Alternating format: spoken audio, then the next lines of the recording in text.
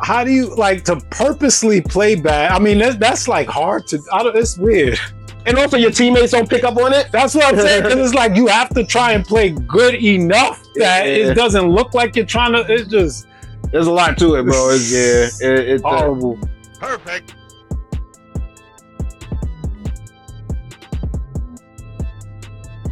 Everybody's been talking about this one all week. The NBA and federal investigation into gambling. Woke up to see Chauncey Billups and Terry Rozier were arrested. Later found out Damon Jones was arrested later in that day as well. Your guy Cash Patel came out eye looking every which way and said that at a Thursday's press conference. Individuals such as Chauncey Billups, Damon Jones, and Terry Rozier were taken into custody today. Former, current NBA players and coaches. What you don't know is that this is an illegal gambling operation and sports rigging operation that spanned the course of years. The FBI led a coordinated takedown across 11 states to arrest over 30 individuals today responsible for this case, which is very much ongoing.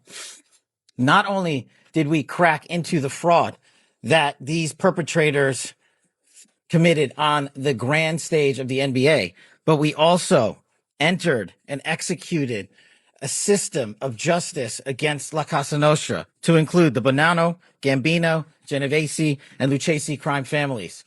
He mentioned specific allegations including wire fraud, money laundering, extortion, and illegal gambling. Now, Rozier's situation and Chauncey Billups are two separate situations. However, Damon Jones is named in both of them. He's not the only one. There was a couple others that was named in both of them. But this is talking about things like X-ray poker tables at games where Chauncey Billups was basically called the face, and he's the most famous person that was able to pull out these big, what do they call them, big fish or whatever that they were getting at. And yeah, that's wild in itself. But the Terry Rozier part of it, and I'll just play a quick video of how silly Terry Rozier. Now, Terry Rozier was already getting investigated, I believe. Yeah, he was. Because he's on Miami, and I believe it first started when he was over at Charlotte or something like that, right? Mm-hmm. But yeah, this is just a highlight reel of one particular game.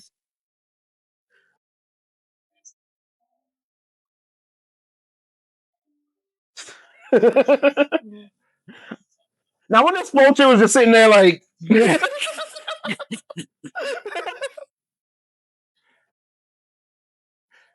So basically the play that they said would be you would take the under on Terry Rozier because you know that he's obviously not hitting a lot of shots in this game. The crazy thing is, it's like, how do you like to purposely play bad? I mean, that's like hard to. It's weird. And also, your teammates don't pick up on it. That's what I'm saying. Because it's like you have to try and play good enough that it doesn't look like you're trying to. It's just there's a lot to it, bro. It's horrible. Yeah.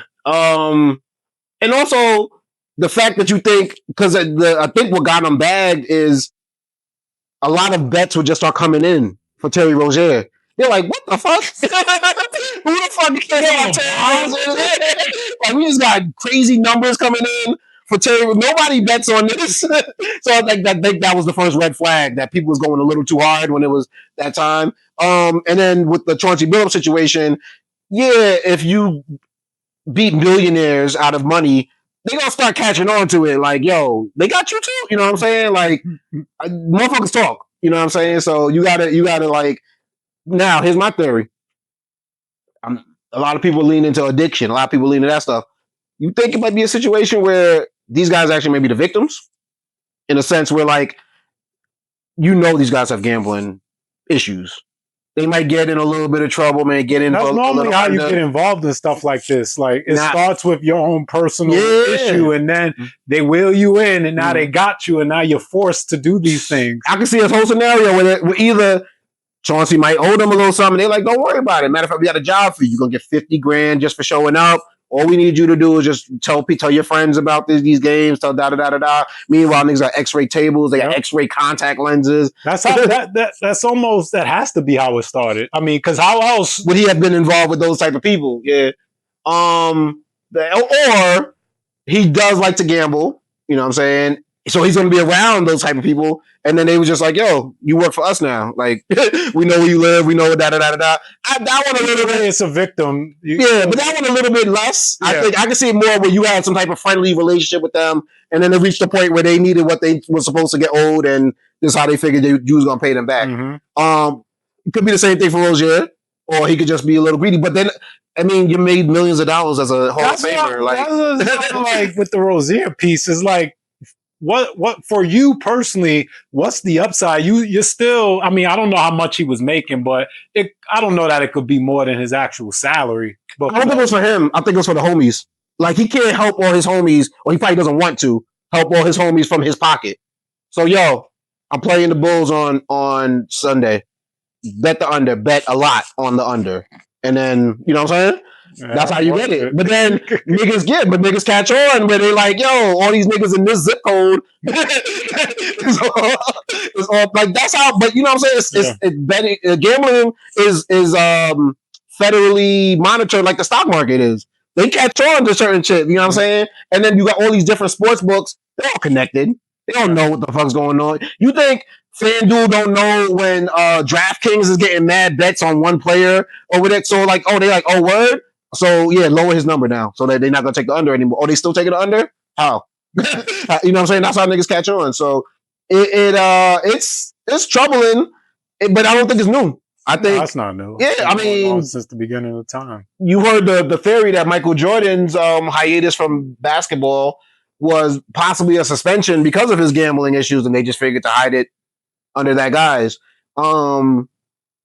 We all know Michael Jordan gambling issues and things of that nature. The only difference now is technology. Yeah. That's it. Gilbert Arenas showed up with a gun to settle a gambling debt, very famously in the NBA. So the NBA has struggled with this. And I could be wrong, but it feels like since legal gambling has become mainstream in a lot of states, they've been the one getting in trouble more than, I want to say, the other leagues. Shohei Ohtani got under a little something. His handler ended up taking the fall for it. You know what I'm saying? And I've heard of a couple of football guys, but it's harder to do stuff like that in football. So, but these basketball guys, I've been hearing about Eli Maverick Carter got investigated. They had to go in there and talk to him about a little something. So you see it. You know what I'm saying? Like, they say the NBA was already investigating Terry. A couple of people went down in that issue and they cleared him. Yeah. So that's the thing too. Like, how much did the NBA know? Like, you know what I'm saying? But Cash Patel said they've been working with him. Yeah, I mean, they knew, but it's one of those things. If you can't find a smoking gun, you can't, you know. Yeah. So you could have an inkling, but the inkling is not good enough to do something about it. That was what Chuck was trying to say on, like, Inside the NBA. He's like, oh, the NBA dropped the ball on this. And I think, what's his name? Kenny was trying to, I don't want to say he was caping up, but he was just like, yo, the FBI has way more resources than the NBA. But also you gotta remember, right after they go off, a betting commercial is coming on right after. So they could only go so hard with, I feel like until like their producers like, yo, you gotta fall back. Like, I was watching First Take, they look nervous talking about this shit. Like, you know what I'm saying? Because, you know what I'm saying? It's funny business. You don't want to get caught up in that. And yeah, it just looks like the dumbest thing to go down for, especially as a head coach. Like, black head coaches don't get no chances anyway, bro. Come on, man. We don't need this. But I'm holding out innocent till proven guilty. Maybe they might be victims in this. I still think they're going to get in trouble, but maybe there's another explanation to this that we just don't know about, man. Spec. What's good, y'all? It's your man, DJ Playboy, and I'm here with my guy, Spec, and we representing for the Perfect Talk Podcast. Make sure y'all like and subscribe, people. And, of course, hop in the comments. Let us know what you're thinking. And go check out the website, www.perfecttalkpodcast.com. All the episodes right there. Yes, sir. Peace.